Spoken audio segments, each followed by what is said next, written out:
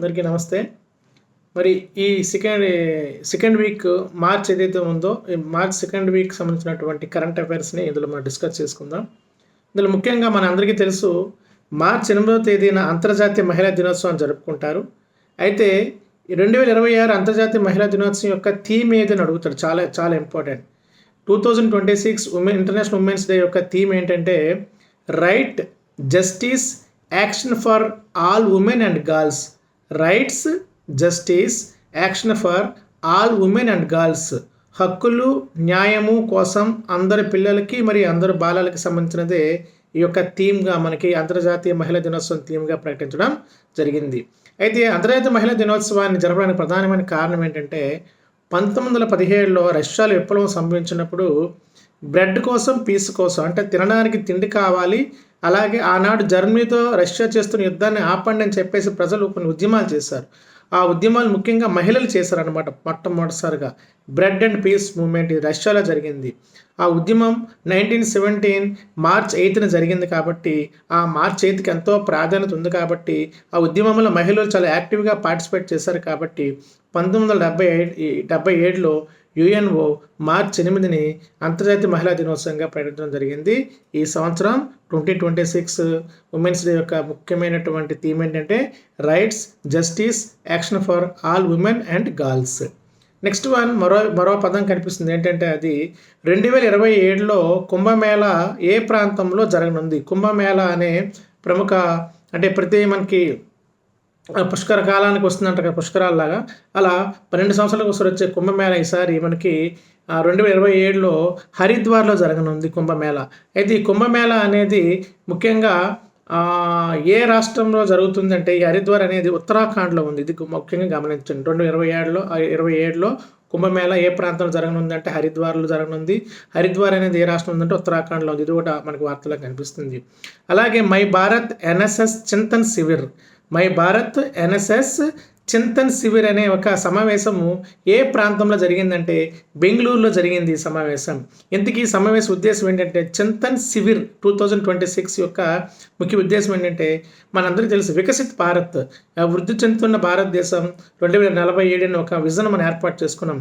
అలా 2047లో వికసిత్ భారత్లో యూత్ యొక్క పాత్ర ఎంత ముఖ్యమైనదో తెలియజేయడం కోసము మనకి చింతన్ శివిర్ అనే ఒక సమావేశాన్ని బెంగళూరులో ఏర్పాటు చేయడం జరిగింది. ఇది వార్తల్లో కనిపిస్తుంది. అలాగే ఇటీవల భారతదేశం గ్రీన్ హైడ్రోజన్ ఏర్పాటు కొరకు, గ్రీన్ హైడ్రోజన్ ఇండస్ట్రీ ఏర్పాటు కొరకు, గ్రీన్ హైడ్రోజన్ తయారీ కొరకు ఏ దేశంతో ఒప్పందం కుదుర్చుకుందంటే భారతదేశం యూకేతో ఒప్పందం కుదుర్చుకుంది. UK means United Kingdom. మనకు తెలుసు యూకే రాజధాని ఏదంటే లండన్గా చెప్తాం. సో బ్రిటన్ రాజధాని లండనే, యూకే రాజధాని లండనే, ఇంగ్లాండ్ రాజధాని లండనే. ఇంగ్లాండ్ అనే దేశానికి స్కాట్లాండు, వేల్సు, ఇంగ్లాండ్ 3 కలిపితే బ్రిటన్ అంటాం. ఈ బ్రిటన్కి ఉత్తర ఐర్లాండ్ కలిపితే దాన్ని మనం యూకే అని పిలుస్తాం అనమాట. సో యూకే అంటే యూకే రాజధాని లండన్, అలాగే బ్రిటన్ రాజధాని లండనే, ఇంగ్లాండ్ రాజధాని లండనే. ఇది వార్తల్లో కనిపిస్తుంది. అలాగే మరో ముఖ్యమైన అంశం 9వ అంతర్జాతీయ సంతాల్ సదస్సు ఏ ప్రాంతంలో జరిగింది. మనకు తెలుసు ముండా గిరిజన జాతి, అట్లాగే సంతాల్ గిరిజన జాతి, గోండి గిరిజన జాతి ఇలా ముఖ్యమైన జాతులు ఉన్నాయి కదా. ఇందులో అతిపెద్ద జనాభా పరంగా అతిపెద్ద గిరిజన జాతి గోండు జాతి, కానీ శాతం పరంగా అతిపెద్ద గిరిజన జాతి సంతాల్ జాతి. చూడండి, పర్సంటేజ్ పరంగా ఏపీపీఎస్సీలో చాలాసార్లు అడిగేవాడు గ్రూప్స్ గట్ట. శాతం పరంగా అతిపెద్ద గిరిజన జాతి ఏదంటే సంతాల్, సంఖ్య పరంగా అతిపెద్ద గిరిజన జాతి ఏదంటే గోండులు. అయితే ఈ సంతాల్ ఎందుకు వార్తలు నిలిచిందంటే 9వ అంతర్జాతీయ సంతాల్ అనే ఒక సంతాల్ గిరిజనుల యొక్క సదస్సును ఏ ప్రాంతంలో నిర్వహించారంటే పశ్చిమ బెంగాల్లో డార్జిలింగ్ అనే ప్రాంతంలో 9వ అంతర్జాతీయ సంతాల్ సదస్సు జరిగింది. అలాగే ప్రస్తుత రాష్ట్రపతి ఎవరు మనకి తెలుసు అందరికీ, ఒరిస్సా రాష్ట్రం చెందినటువంటి ద్రౌపది ముర్ము. ఈ ద్రౌపది ముర్ము కూడా సంతాల్ గిరిజన జాతికి చెందినటువంటి వంతిగా మనం చెప్తాం. అయితే సంతాల్ మాండలికానికి ఒక పేరు ఉంది, దాని పేరు ఓలీ చికి. ఈ సంతాలు మాండలికాన్ని ఓలిచికి లిపిలో రాయబడుతుంది, లేదా ఓలిచికి భాషను చెప్తాం. ఈ సంతాల్ గిరిజనులు మాట్లాడే భాష ఓలిచికి భాష. ఈ ఓలిచికి భాషలోనే రాజ్యాంగాన్ని అనువదించారు 2025 సంవత్సరంలో. దీన్ని ఎలా ఇస్తారంటే, ఇటీవల ఏ భాషలోకి రాజ్యాంగాన్ని తర్జుమా చేశారంటే ఓలిచికి భాష. ఓలిచికి భాష అనేది ఏ జాతి వారు మాట్లాడే భాష అంటే సంతాల్ గిరిజన జాతి. సంతాల్ గిరిజన 9వ అంతర్జాతీయ సదస్సు ఎక్కడ జరిగిందంటే డార్జిలింగ్లో జరిగింది. డార్జిలింగ్ ఏ రాష్ట్రంలో ఉందంటే పశ్చిమ బెంగాల్లో ఉంది. అట్లాగే ఇది ముఖ్యమైనది. తర్వాత తీసుకున్నట్లయితే మహిళలకు సంబంధించి కొన్ని అంశాలను మనకి హైలైట్ చేయడం జరిగింది ఈ వీక్లో. అదేంటంటే ప్రముఖ వ్యక్తి, వార్తలు ఇచ్చిన వ్యక్తి సాధనా సక్సేనా నాయర్. గుర్తుపెట్టుకోండి, ఎవరి సాధనా సక్సేనా నాయర్ అంటే ఆర్మీ మెడికల్ సర్వీస్కి డైరెక్టర్ జనరల్గా నియమించబడిన మహిళ. ఆర్మీ మెడికల్ సర్వీస్కి డైరెక్టర్ జనరల్గా నియమించబడిన వ్యక్తి ఎవరంటే సాధనా సక్సేనా నాయర్. అలాగా మరో వ్యక్తి పేరు కనిపిస్తుంది, ఆమె పేరే పోనాంగ్ డోమింగ్. పోనాంగ్ డోమింగ్, ఈమె ఎవరు వార్తల్లో నిలిచిన ఈమె ఎవరంటే నార్థరన్ బోర్డర్ టాస్క్ ఫోర్స్. ఇది ఆర్మీకి చెందిన విభాగాలే. నార్థరన్ బోర్డర్ టాస్క్ ఫోర్స్కి లీడర్గా ఏ మహిళను నియమించారంటే పోనాంగ్ డోమింగ్. అలాగే మనకు తెలుసు మొట్టమొదటి మహిళ జెట్ ఫైటర్ ఎవరంటే అంటే యుద్ధ రంగంలో కూడా, యుద్ధ విమానాలు నడిపే రంగంలో కూడా మహిళలు నియమించుకున్నారు. సో ఆ విధంగా ఎలా పెట్టి అడుగుతాడంటే మట్టమొదటి మహిళ జెట్ ఫైటర్ ఎవరంటే భావనా కాంత్. ఈమె గతానికి చెందిన బిట్టే కాబట్టి ఇంపార్టెంట్, ఇది కూడా మనం హైలైట్ చేసుకోవాలి. అలాగే మరో ఇద్దరు వ్యక్తుల పేర్లు మనకి మహిళలు, ప్రముఖమైన మహిళలు కనిపిస్తున్న వాళ్ళు ఎవరంటే దిల్నా అండ్ ఏ రూపా. వీళ్ళు ఎవరంటే ఐఎన్ఎస్వి తరణి. ఐఎన్ఎస్వి తరణి నౌక ద్వారా 25,600 నాటికల్ మైళ్ళ దూరాన్ని వీళ్ళు ప్రయాణం చేశారు. మహిళలే సముద్ర ప్రయాణం. ప్రపంచాన్ని చుట్టూ వచ్చిన నౌక, భారతీయ నౌక ఏదంటే ఐఎన్ఎస్వి తరణి నౌక. ఈ నౌకలో, ప్రపంచాన్ని చుట్టూ వచ్చిన ఈ నౌకలో 2 మహిళలు ప్రయాణం చేశారు. అది సాహస మహిళ. వాళ్ళ పేరే దిల్నా ఏ రూపా. వీళ్ళు ప్రయాణించే ఆ యొక్క ప్రయాణానికి ఏమని పేరు పెట్టారంటే నావికా సాగర్ పరిక్రమ 2. నావికా సాగర్ పరిక్రమ 2 అని పేరు పెట్టడం జరిగింది. ఇది దిల్నా రూపా వార్తలు నిలిచిన వ్యక్తి. అట్లాగే చూస్తే రీసెంట్గా యునైటెడ్ నేషన్ జెండర్ అవార్డు, ఇటీవల యుఎన్ జెండర్ అవార్డు ఎవరికి దక్కిందంటే స్వాతి శాంతకుమార్. ఈ భారతదేశానికి చెందినటువంటి మేజర్ ఆర్మీలో పనిచేస్తున్న మేజర్ స్వాతి శాంతకుమార్కి మనకి యుఎన్ జెండర్ అవార్డు ఇవ్వడం జరిగింది. ఎందుకంటే సూడాన్లో శాంతి పరిరక్షణ దళాన్ని అక్కడ పంపించారు. అందులో ఈమె ప్రముఖ కీలక పాత్ర వహించినటువంటి స్వాతి శాంతకుమార్కు యుఎన్ జెండర్ అవార్డు ఇవ్వడం జరిగింది. ఇది చాలా ఇంపార్టెంట్. అలాగే UN military gender advocate year award ఎవరు పొందారు? UN military gender advocate year award ఎవరు పొందారంటే మేజర్ రాధికా సేన్. భారతదేశం చెందినటువంటి మేజర్ రాధికా సేన్కి ఏ అవార్డు వచ్చిందంటే UN military gender advocate year award ఎవరు పొందారంటే మేజర్ రాధికా సేన్ పొందారు. అలాగే ఇటీవల యుద్ధ హెలికాప్టర్, దాని పేరు రుద్ర హెలికాప్టర్కు నేతృత్వం వహించిన మహిళ ఎవరు అంటే హంసజా శర్మ. ఇటీవల వార్తల్లో నిలిచిన వ్యక్తి హంసజా శర్మ. ఎవరంటే హంసజా శర్మ భారతీయ యుద్ధ హెలికాప్టర్ రుద్ర హెలికాప్టర్కు నేతృత్వం వహించిన ఒక మహిళగా చెప్తాము. అలాగే ఇటీవల త్రివేణి అనే నౌక, గుర్తుపెట్టుకోండి, త్రివేణి నౌక పైన 11 మంది భారతీయ మహిళలు భారతదేశం నుండి హిందూ మహాసముద్రంలో షీషెల్స్ అనే ఒక ప్రాంతం వరకు, దీవి వరకు కూడా 1800 నాటికల మైళ్ళ దూరం షిప్లో ప్రయాణించినటువంటి 2 మహిళలు, 1100 మహిళలు సాహసయాత్ర చేశారు. అది ఏ నౌక ద్వారా అంటే త్రివేణి నౌక ద్వారా. కానీ ప్రపంచాన్ని చుట్టూ వచ్చిన భారతీయ నౌక, మహిళలతో చుట్టూ వచ్చిన నౌక ఏదంటే ఐఎన్ఎస్వి తరణి. అది వార్తలు నిలిచింది. దానికి అది తరణి, ఇది త్రివేణి. నెక్స్ట్ వన్, మరో కొన్ని విషయాలు మనం కనిపిస్తున్నాయి. అవి ఏంటంటే విజ్ఞాన జ్యోతి స్కీమ్. ఏంటి విజ్ఞాన జ్యోతి స్కీమ్ అంటే సైన్స్ అండ్ టెక్నాలజీ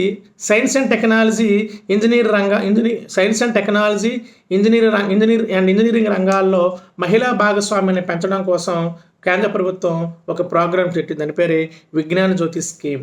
అలాగే మరో స్కీమ్ మహిళల కోసం నవ్య. ఏంటి నవ్య అంటే 16 నుండి 18 సంవత్సరాల బాలికల కొరకు డిజిటల్ మార్కెటింగ్పై అవగాహన, అంటే డిజిటల్ మార్కెట్పై నైపుణ్య శిక్షణని ఇవ్వడం కోసము నవ్య అనే పేరుతో ఒక ప్రోగ్రామ్ని గవర్నమెంట్ ప్రారంభించింది. అలాగే పదం వినే ఉంటారు jam, JAM, J for Jan Dhan accounts, A for Aadhaar cards and M for mobile service. Recent survey ప్రకారం భారతదేశంలో ప్రతి వ్యక్తికి అకౌంట్ ఉండాలని చెప్పారు కదా, అంటే ప్రతి ప్రభుత్వ పథకం కూడా అకౌంట్ ద్వారా వేయడం జరుగుతుందని చెప్పారు కదా, దాన్ని జనధన్ అకౌంట్ అంటాము. J for Jan Dhan account. A for Aadhaar card. భారతదేశంలో 57 కోట్ల జనధన్ అకౌంట్లు జనధన్ ఖాతాలు ఉన్నాయి. అలాగే 144 కోట్ల ఆధార్ కార్డులు ఉన్నాయి. జామ్లో చివరికి JAM, J for Jan Dhan account, A for Aadhaar card, M for mobile. భారతదేశంలో ప్రస్తుత సర్వే ప్రకారం అంట 125 కోట్ల మొబైల్స్ ఉన్నాయంట. సో ఇది జామ్ అనే పేరుతో కనిపిస్తుంది. చాలా ఇప్పుడు జామ్ ఫుల్ ఫామ్ ఏంటంటే Jan Dhan account and J for Jan Dhan account, A for Aadhaar cards, M for mobiles. అలాగే కేంద్ర రాష్ట్ర ప్రభుత్వాలట రెండు కలిపి 2400 సర్వీసుల వరకు కొన్ని రకాల సర్వీస్ అందిస్తున్నాయి. కేంద్ర ప్రభుత్వం రాష్ట్ర ప్రభుత్వం కలిసి, కేంద్ర రాష్ట్ర ప్రభుత్వాలు కలిపి, దేశంలోని అన్ని రాష్ట్ర ప్రభుత్వాలు కేంద్ర ప్రభుత్వం కలిపి సుమారు ప్రభుత్వ సేవలు పౌరుల కోసం 2400 సేవలు కల్పిస్తున్నాయి. ఈ అన్ని సేవలు ఒకే పోర్టల్ ద్వారా పొందవచ్చు. ఆ పోర్టల్ పేరే ఉమాంగ్, UMANG, ఉమాంగ్ అనేది 2400 ప్రభుత్వ సేవలను, కేంద్ర రాష్ట్ర ప్రభుత్వ సేవలను ఒకే పోర్టల్ ద్వారా పొందవచ్చు. దానికి ఏమని పేరు పెట్టామంటే ఉమాంగ్ అని పేరు పెట్టారు.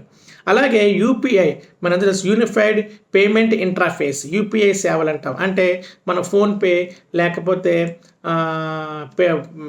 Paytm, PhonePe, Google pay, Amazon pay, వీటిలో UPI సేవలు అంటారు. UPI ఫుల్ ఫామ్ ఏంటి? U for unified, P for payment, I for interface. అయితే భారతదేశం యొక్క UPI సేవలు అంటే ఏంటి? పేటిఎం కానీ, భారత్ యొక్క ఫోన్పే కానీ, భారత్ యొక్క పేటిఎం కానీ, అలాగే భారత్ యొక్క గూగుల్ పే కానీ, భారత్ యొక్క అమెజాన్ కానీ, ఇవి ఏ దేశాలలో ఇవి సర్వీసులు అందిస్తున్న UPI సేవలు అంటే మన 8 దేశాల్లో సర్వీస్ అందిస్తున్నాయి. అంటే ఫోన్పే కానీ, గూగుల్ పే కానీ ఆ దేశాలు కూడా పనిచేస్తాయి. ఆ 8 దేశాలు ఏంటంటే అందులో ఆసియా ఖండం దేశాలు 7, ఐరోపా ఖండ దేశం 1. ఐరోపా ఖండం అంటే ఫ్రాన్స్లో మన UPI సేవలు పనిచేస్తాయి, UAEలో పనిచేస్తాయి, భూటాన్లో పనిచేస్తాయి, నేపాల్లో పనిచేస్తాయి, మారిషస్లో పనిచేస్తాయి, శ్రీలంకలో పనిచేస్తాయి. సో 8 దేశాలు మరొకసారి UAE, Singapore, Bhutan, Nepal, Sri Lanka, France, Qatar, Mauritius. ఇందులో ఒక ఫ్రాన్స్ తప్ప మిగతావన్నీ ఆసియా ఖండపు దేశాలే. ఈ 8 దేశాలలో భారతీయ UPI సేవలు పనిచేస్తున్నట్లు కేంద్ర ప్రభుత్వం ప్రకటించింది. అలాగే రీసెంట్గా ఖేలో ఇండియా ట్రైబల్ గేమ్స్ని ఇటీవల ఏ ప్రాంతంలో నిర్వహించారంటే ఛత్తీస్గఢ్లోని ఇటీవల ఖేలో ఇండియా యొక్క క్రీడలు నిర్వహించారు. అంటే ఖేలో ఇండియా ట్రైబల్ గేమ్స్ అనమాట. ఇవి ఛత్తీస్గఢ్లో ఖేలో ఇండియా ట్రైబల్ గేమ్స్ నిర్వహించారు. ఈ యొక్క ట్రైబల్ గేమ్స్కి మస్కట్ ఏంటంటే మోర్ వీర్ అనేది ట్రైబల్ గేమ్స్ యొక్క మస్కట్. ట్రైబల్ గేమ్స్ యొక్క ఖేలో ఇండియా ట్రైబల్ గేమ్స్ ఛత్తీస్గఢ్లో జరిగాయి. ముఖ్యంగా బిలాస్పూర్ ఇలాంటి ఏరియాలో జరిగింది. అయితే ఈ ఛత్తీస్గఢ్లో జరిగినటువంటి ఈ ట్రైబల్ ఖేలో ఇండియా గేమ్స్కి మస్కట్ ఏంటంటే మోర్ అనే పదానికి అర్థం మాది, వీర్ అనే పదానికి అర్థం ధైర్యవంతుడు. సో ఇది ఒకటి వార్తల్లో కనిపిస్తుంది. అలాగే వార్తలు కనిపించిన మరొక అంశం జీ స్పైడర్ ఏంటంటే మురికి కాలువలోని వ్యర్థాలను తొలగించడం కోసం ఎంతసేపు స్కావెంజర్స్ మనుషులను ఉపయోగించడం అసలు అది గౌరవం కాదు. కాబట్టి మనుషులకు బదులుగా మురికి కాలువలోని వ్యర్థాలను తొలగించడం కోసం ఒక రోబోను కేరళ రాష్ట్రం తయారు చేసుకుంది. ఆ రోబో ద్వారా ముఖ్యంగా కొన్ని సిటీల్లో వ్యర్థ పదార్థాలు తొలగిస్తాయి. ఆ రోబో పేరే జీ స్పైడర్ అనే రోబో ద్వారా వ్యర్థాలను క్లీన్ చేసే రోబో ఇది కేరళలో తిరువనంతపురంలో ప్రయోగపూర్వకంగా ఉపయోగించారు. ఆ యొక్క రోబో పేరే జీ స్పైడర్. అలాగే centre for industrial and security force 57వ వార్షికోత్సవాన్ని మనకి ఒరిస్సాలో ముందాలి అనే ప్రాంతంలో జరిపారు. ముందాలి అనే ప్రాంతంలో 57వ CISF వార్షికోత్సవాలు జరిపారు. ఏ తేదీని CISF డే అంటామంటే మనము ముఖ్యంగా మార్చి 10వ తేదీన CISF డేని జరుపుతారు. ప్రస్తుతం వాడరేవులను కూడా CISFలకు అప్పచెప్పేశారు ప్రజెంట్. అంటే ఇంతకుముందు కొన్ని మైనింగ్ ప్రాంతాలు, కొన్ని ఇండస్ట్రీస్, కొన్ని ఎయిర్పోర్ట్స్ని CISF ఆధీనం నుండి ఇప్పుడు కంప్లీట్గా వాడరేవులను కూడా భారతదేశంలోని అన్ని వాడరేవులు కూడా వాటికి రక్షణకి CISFని ఉపయోగించడం జరుగుతుంది. అలా ఇంతవరకు అంటే భారతదేశంలో 70 ఎయిర్పోర్ట్స్, 361 సంస్థలకు CISF రక్షణ కల్పిస్తుంది. సో అందుకు ఇటీవల CISFను మనకి 1969 ఏర్పాటు చేశారు. మార్చి 10వ తేదీన CISF డేగా జరుపుతారు. అయితే 57వ అంటే అది స్థాపించి 57 సంవత్సరాలు అయిన సందర్భంగా ప్రతి సంవత్సరం ఎక్కడొక్కడ సమావేశాన్ని ఏర్పాటు చేస్తారు. ఈసారి ఒరిస్సాలో ముందాలి అనే ప్రాంతంలో CISF డేని జరపడం జరిగింది. అలాగే మరో ముఖ్యమైన అంశం జనగణన 2027. ఈ జనగణన 2027 అనేది మనకి 16 భాషల్లో నమోదు 16 భాషల్లో ముద్రించబడుతుంది. ఇవన్నీ డిజిటల్లోనే జనగణన జరుగుతుంది. జనగణన ఎన్ని భాషల్లోకి అందుబాటులోకి వస్తుందంటే 16 భాషల్లోకి అందుబాటులోకి వస్తుంది. ఈ జనగణనకు మస్కట్ ఏర్పాటు చేశారు. ఆ మస్కట్ 2 మస్కట్లు, ఒకటి ప్రగతి మస్కట్, 2 వికాస్ మస్కట్. ప్రగతి అనేది మహిళా ఎన్యూమరేటర్ను తెలియజేస్తుంది. వికాస్ అనేది పురుష ఎన్యూమరేటర్ని తెలియజేస్తుంది. జనగణన ముఖ్యంగా 16 భాషల్లో మనకు కనిపిస్తుంది నమోదు చేయడం కోసం. ఇది డిజిటల్ అంటే ఆన్లైన్లోనే నమోదు ట్యాబ్ ద్వారా మొబైల్ ద్వారా నమోదు చేయవచ్చు. అలా వాటి కోసం జనగణన 2027కి 2 మస్కట్లు, ఒకటి ప్రగతి మస్కట్, 2 వికాస్ మస్కట్. ప్రగతి మస్కట్ దేని తెలియజేస్తుంది అంటే మహిళా ఎన్యూమరేటర్లు తెలియజేస్తుంది. వికాస్ అనేది పురుష ఎన్యూమరేటర్లు తయారు చేస్తుంది. అలాగే జనగణన 2 దశల్లో జరుగుతుంది. 2027 ఏప్రిల్ నుంచి సెప్టెంబర్ వరకు, రెండవది 2027 మార్చి నుండి అక్టోబర్ వరకు. మొదటి జాబితాలో గృహాల జాబితా చేస్తారు, రెండవ జాబితాలో జనగణన చేస్తారు. ఫస్ట్ గృహ జాబితా అంటే గృహాలు ఎన్ని ఉన్నాయి, గృహాలు ఏ వస్తువులు ఉన్నాయి అనేది మొదటి గణన చేస్తారు. రెండవ గణనలో జనాభా లెక్కలను తీసుకోవడం జరుగుతుంది. అలాగే ఇటీవల ఏ రాష్ట్రము మార్చి 5వ తేదీన పంచాయతీరాజ్ దినంగా ప్రకటించిందంటే ఒరిస్సా రాష్ట్రం. ఒరిస్సా రాష్ట్రము మార్చి 5వ తేదీన బీజూ పట్నాయక్, ఒరిస్సా యొక్క ప్రముఖ వ్యక్తి, ముఖ్యమంత్రిగా పనిచేసిన వ్యక్తి, స్వతంత్రోద్యమంలో పాల్గొన్న వ్యక్తి, క్విట్ ఇండియా ఉద్యమంలో పాల్గొన్న వ్యక్తి. అలాగే ఇండోనేషియాలో డచ్ వారికి వ్యతిరేకంగా ఇండోనేషియా కోసము ముఖ్యంగా కెప్టెన్గా అంటే అతను ఒక పైలట్గా ఉండి కొంతమంది భారతీయులను వేరే ప్రాంతంలోకి మార్చడానికి చాలా కీలకంగా పనిచేసిన బీజూ పట్నాయక్ తర్వాత ఒరిస్సాకి ముఖ్యమంత్రి కూడా అయ్యారు. అతను జన్మదినం మార్చి 5న ఒరిస్సా పంచాయతీరాజ్ దినోత్సవంగా ప్రకటించడం కూడా జరిగింది. అలాగే మరొక పదం కనిపిస్తుంది, ప్రధానమంత్రి మాతృవందన యోజన. ఈ పథకం ఏంటంటే ఎవరైనా మొదటి బిడ్డను కంటే ఆ బిడ్డ కొరకు ఖర్చుల కొరకు 5,000 రూపాయలు కేంద్ర ప్రభుత్వం ఇస్తుంది. రెండవసారి ఆడబిడ్డ అయితే 6,000, మగబిడ్డ అయితే 5,000. సో ఇలా మొదటి బిడ్డకి 5,000, రెండవ బిడ్డకి 5,000, ఒకవేళ ఆడబిడ్డ అయితే రెండవ బిడ్డ 6,000 అందిస్తారు. దీన్నే మనం ప్రధానమంత్రి మాతృవందన యోజన పేరుతో మనం పిలుస్తున్నాము. అలాగే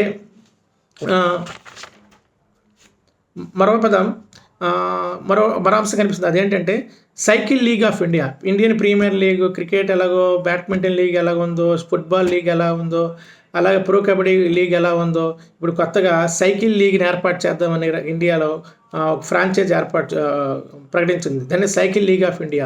రోడ్ సైక్లింగ్ టీంకి 10 మంది ఉంటారు.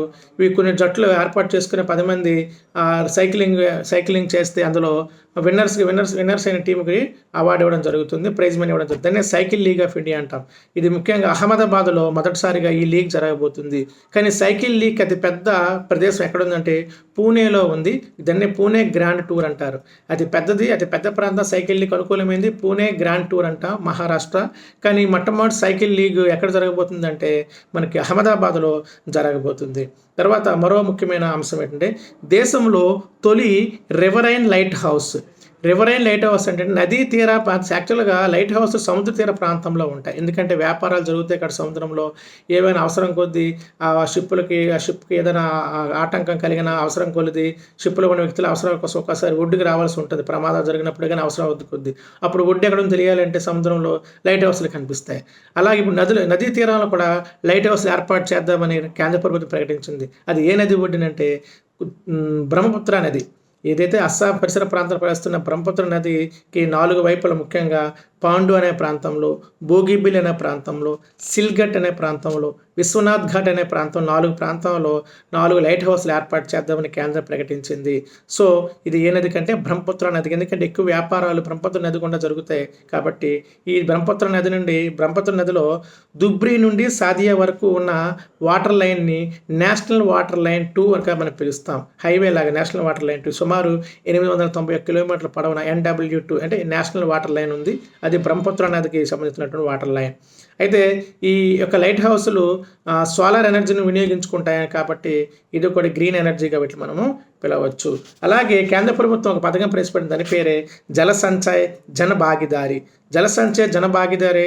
ఇది 5% కొరియన్ మోడల్ అని పిలుస్తాం. 5% కొరియన్ మోడల్ అంటే భూగర్భ జలాలను ఏ విధంగా సంరక్షించుకోవచ్చో, సంరక్షించుకుంటూ నీటిని ఏ విధంగా నిల్వ చేసుకోవాలనేది జల సంచయ్ జన భాగీదారి అనే ఒక జల సంచయ్ జన భాగీదారి అనే పథకాన్ని కేంద్ర ప్రభుత్వం ప్రవేశపెట్టడము జరిగింది. సో ఇవి మనకి ఈనాటి ఉన్న ముఖ్యమైనటువంటి విషయాలు. తర్వాత మనం నెక్స్ట్ టాపిక్లో మిగతా అంశాలు మనం తెలియజేసుకుందాం. నమస్కారం.